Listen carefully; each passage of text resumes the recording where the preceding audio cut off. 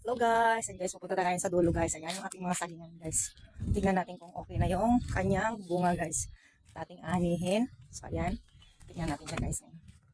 Kung okay na siya. Ayan guys, yung pinanggalingan ko. Ayan. Sa pinakadulo. So ito guys, i-check natin yung kanyang bunga. Kung okay na siya. Ayan. Kinuha na nung isang araw yung isa guys. Pinamigay ko na. So ito yung isa guys. Sa ating titingnan kung okay na siya. Ayan. So, mukhang okay naman na siya guys kasi medyo malaki na yung kanyang bunga. So, ayan. Ayan, kukunin na natin siya guys. Bababa ko lang itong aking cellphone guys. Ayan.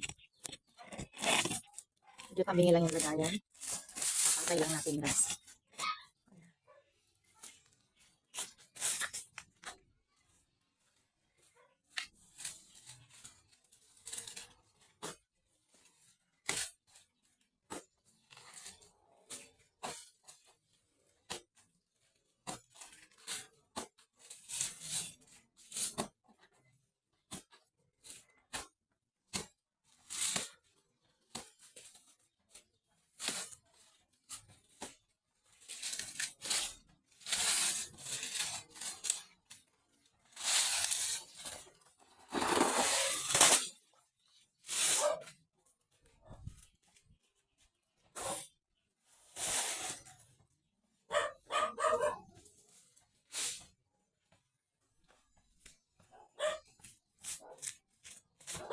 So, ayan guys, nakuha ko na yung pinaka-ano guys. Ayan, nakuha ko na yung pinaka-puno. Ayan, ayusin lang natin guys yung ating ano kasi medyo siya guys. Kukuhanin ko na siya guys yung kanyang bunga. Medyo nadurog lang siya guys kasi nabagsak siya sa kanyang semento guys. Ayan, sa semento siya bumagsak guys. Ayan, kukuhanin ko na siya. So, dadali siya guys ha. So, ayan guys yung kanyang bunga. Tagalin ko na rin guys yung pati kayo yung mga damo.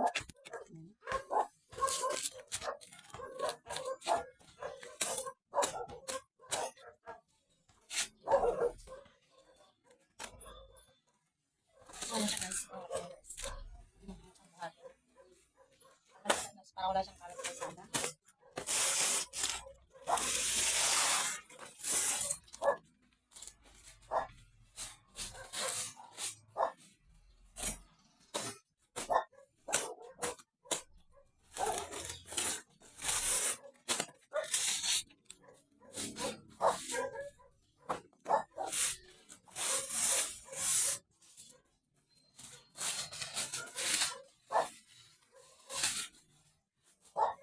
Balik tinatabi ko lang guys yung dahon kasi parang pakain sa baka at yung kanyang katawan guys sa guys.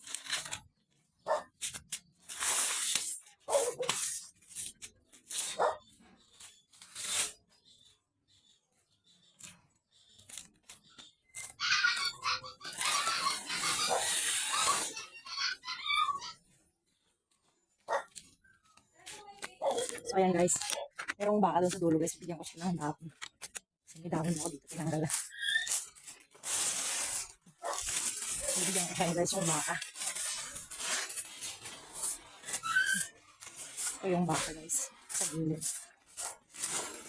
Tatry natin guys kung gusto niya ng dahon. Yan guys, nadala akong dahon. Bibigay ko sa kanya. So guys, bigyan ko siya ng dahon.